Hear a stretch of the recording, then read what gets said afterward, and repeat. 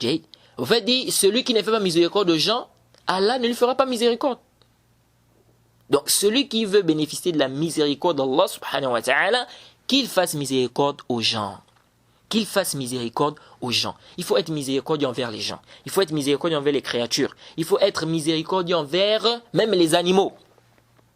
C'est pourquoi c'est venu dans le Adab Mufrad de l'imam al-Bukhari que le prophète Mohammed sallallahu alayhi wa sallam a dit à un compagnon, Ashat in rahimtaha rahimakallah.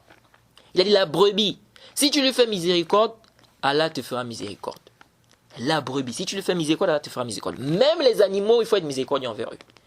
C'est pourquoi même quand tu égorges la bête, il faut être miséricordieux envers la bête. Il faut utiliser un couteau qui est tranchant, de telle sorte que la bête ne puisse pas souffrir.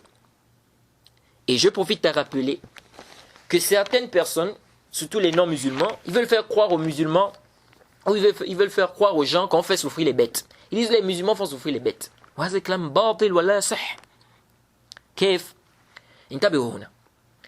Ils disent parce que quand vous égorgez les bêtes là, on voit comment la bête est en train de tourner, donc c'est-à-dire elle est en train de souffrir. Déjà, vous devez savoir que lorsqu'on immole, nous avons 4 choses ici au niveau du cou. Nous avons le pharynx, nous avons l'œsophage, nous avons les 2 veines jugulaires. Le pharynx, c'est là où l'air passe. L'œsophage, c'est là où la nourriture et l'eau passent. Et ensuite, nous avons les 2 veines jugulaires. Lorsque tu égorges, tu dois couper. Ce qui est demandé, c'est de couper ces 4 choses-là. Les savants sont unanimes que si tu coupes ces 4 veines-là, ou si tu coupes ces 4 choses-là, l'immolation est valide. Sauf que les savants divergent en deçà de cela. Si je coupe par exemple 3, c'est valide ou pas? Il y a un débat. Mais à Sahih, comme a dit Cheikh Islam Temia, c'est valide. Alors, lorsque tu coupes ces veines-là, ou les veines jugulaires-là, qu'est-ce qui se passe? Les scientifiques te disent, certains scientifiques ont fait une expérience. Ils te disent quoi, ces scientifiques-là? Ils te disent que lorsqu'on coupe les veines-là, automatiquement la bête s'évanouit. Automatiquement. C'est pourquoi les scientifiques te disent, si on t'étrangle, à un moment tu vas t'évanouir. Ils disent, dès qu'on coupe les veines là, automatiquement la bête s'évanouit. Ça veut dire quoi, la bête s'évanouit? Ça veut dire que ce qui se passe là, après là, la bête ne sent plus rien du tout. La bête ne sent plus rien du tout. Donc, il y en a qui disent, non, mais là, elle est en train de bouger, vous faites souffrir la bête. Non, elle ne sent plus rien, c'est fini. C'est pourquoi on te demande de faire en sorte que ton couteau soit bien tranchant. Pour que tu coupes ça rapidement pour que la bête ne souffre pas. Pour que la bête puisse s'évanouir rapidement et donc elle ne va pas faire quoi? Elle ne va pas souffrir. Maintenant, quelqu'un peut dire, mais pourquoi la bête bouge? C'est dû à quoi? Ces scientifiques-là te disent quoi? Ils te disent, qu'est-ce qui fait en sorte que cette bête-là puisse bouger? Ils disent, lorsqu'on coupe les veines, qu'est-ce qui se passe? Eh bien, ce qui se passe, c'est que le sang ne remonte plus, n'arrive plus au cerveau. Et le cerveau ne supporte pas un appauvrissement en sang. Le cerveau ne supporte pas ce manque de sang-là. Parce que lorsqu'on coupe, puisque ces veines-là sont reliées avec le cerveau.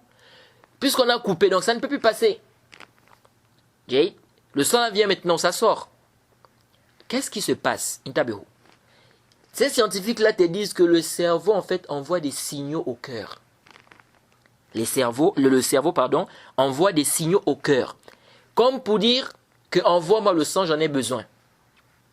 Le cerveau envoie des signaux au cœur qu'il a besoin du sang. Qu'est-ce qui se passe? Ces scientifiques-là te disent que le cœur se met en marche. Dans le sens où le cœur fait tout pour envoyer le maximum de sang au cerveau. Le cœur fait tout pour envoyer le maximum de sang au cerveau.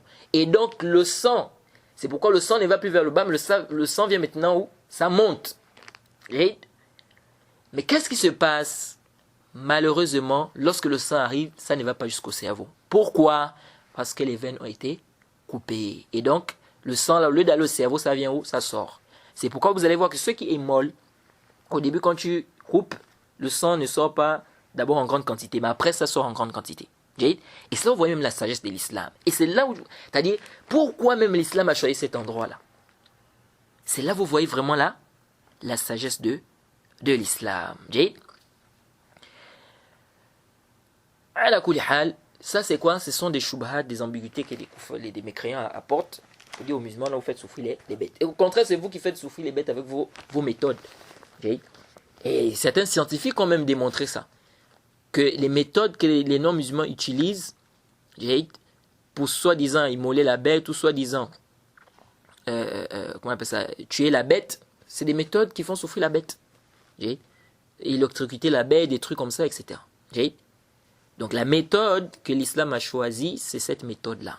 Et cette méthode-là fait moins souffrir la bête. Parce qu'une fois, c'est pourquoi on a demandé que ça se doit. Parce que si c'est pas tranchant, tu vas mettre du temps là pour couper et la bête peut souffrir. Or, si c'est tranchant, c'est rapide, et c'est devenu khalas. Dans les mouvements qu'elle est en train de faire, là, ne te fatigue même pas, elle ne sent plus rien du tout. Donc, le prophète Mohammed sallallahu alayhi wa sallam demande à ce compagnon, il dit, Achat in rahimtaha, rahimakallah. Si tu fais miséricorde à la bête, si tu fais miséricorde à cette brebis, Allah subhanahu wa ta'ala te fera miséricorde. Et également, vous devez connaître le hadith de celle-là qui était rentrée au paradis, ou qui est rentrée au paradis à cause du chien. Le hadith dans le sahih. Une prostituée, on dit dans certaines versions, qui avait vraiment soif, elle est rentrée dans un puits, elle a pris de l'eau, elle a consommé. Quand elle sort, elle voit un chien qui a vraiment soif.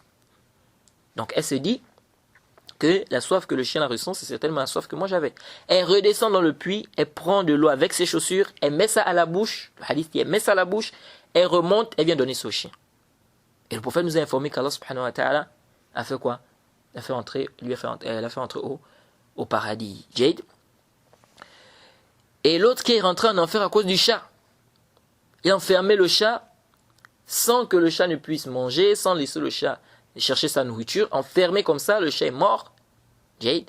Et le prophète nous a informé quoi? Que la personne est rentrée où?